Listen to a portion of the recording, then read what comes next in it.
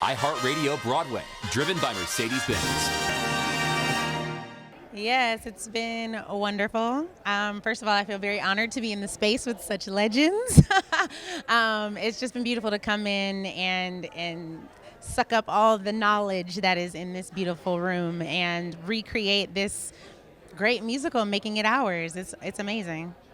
It's been an honor for sure. Like that's the first thing that comes to mind. Like getting to play this guy, getting to step into this show, which I didn't have a lot of knowledge or experience with before.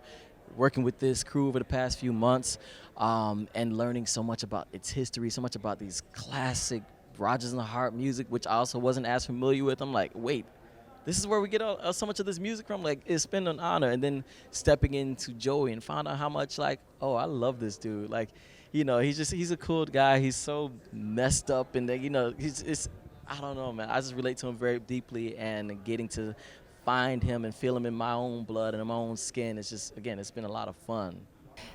It's been scary and really exciting. I think scary because the songs are so legendary. They're done by every famous, amazing artist you could think of.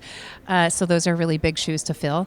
But really inspiring. I feel really supported and held by our creative team, kind of steering us and guiding us to finding this new shape. For me, the collaborating efforts have been just beautiful. Our words are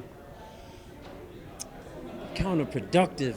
They're just, getting to learn, getting to, dig the cat, and getting to share a collaborating effort towards telling a story or contributing to a sound. It's been, and it is, just beautiful. Yeah, it's it really beautiful. is. Like Savion and me, the real joy of what we do is the collaboration.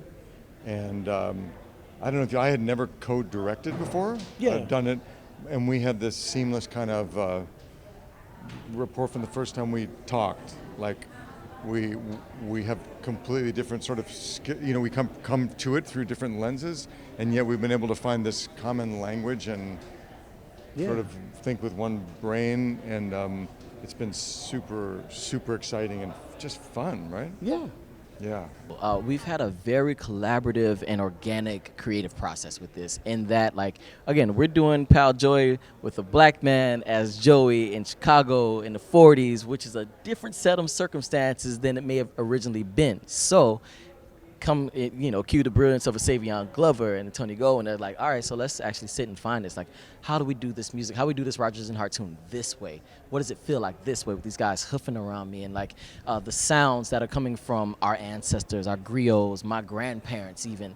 So I'm getting to tap into something that's really deep and spiritual in that way. We found this really cool new version of, how's the song? How's it called? My brain is gone out. Not This Can't Be Love. That's another one we found some cool stuff with. But This Funny World, which is this beautiful, like, tragic, somehow triumphant ballad that we found a whole new groove to, almost a whole new meaning to, and a whole new swag to, that says something and that feels like something that pushes the audience somewhere. So, I don't know, we're literally exploring every day and just finding, I don't know, all kind of gems and treasures and stuff. It feels cool. It's hard to choose a favorite one. I will say I get to sing Bewitched, Bothered, and Bewildered. And that is really, really fun. Also really intimidating. But I think for me, when we first did the reading of this many months ago, I felt like I was still like crawling out of the trenches of becoming a new mom. And, now I have a toddler. And so this role has been very much, for me in a personal way, about finding myself again, finding, who am I aside from being a mother? Who am I as like a middle-aged woman who is a sexual being, who can be strong and fierce? And that's very much what the song Bewitched is about in the context of the show, is that character waking up to those feelings. Okay, it's a really cool part of the show, but My Funny Valentine has been added, and I get to sing it. So I'm very excited. Yeah, and it's like a little duet with one of our musicians. Whew, it's going to take you out, so just you wait. I am most excited. Well, I'm excited that they see this Pal Joey, this being what we're, a black version of it.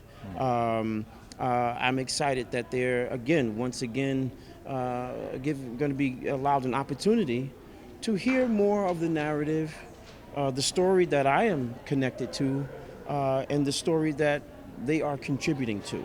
I'm most excited about how one will receive the information. Yeah, me too, obviously, and for me also these incredible songs that Rodgers and Hart wrote that are, the way that Richard LaGravenese and Daniel Coabedi have completely reinvented this script. The songs are really telling the story, more so than even in a lot of musical theater. They really are ingrained in the scenes. And so for people to hear these songs that are familiar but done in a completely different way, with jazz arrangements and the sound that really Savion has created, that's just new. So I think it's such a cool thing. It'll be such a cool thing for people to say, I know that song, and yet I've never heard it like that before. Again, working with Savion, working with Tony, working with Rich and Koa, they are so interested in finding what's real and authentic and true for Joey, for our Joey, for this story that we want to tell. Again, we have this great sort of template of Pal Joey and what it was and how it was told before. But again, with these set of circumstances, these performers in this room, we really want to feel like we're in our own world and created it. And they've just given free space to, like, there are no wrong answers. We're just going to continue to dig and search for it and make it something that is almost unrecognizable. You could call it a whole different name at this point. In that way, it's been really cool because it doesn't feel like your normal revival where we're just going to put something back up on its feet. Like, no, we're literally building this again from scratch. iHeartRadio Broadway, driven by Mercedes-Benz.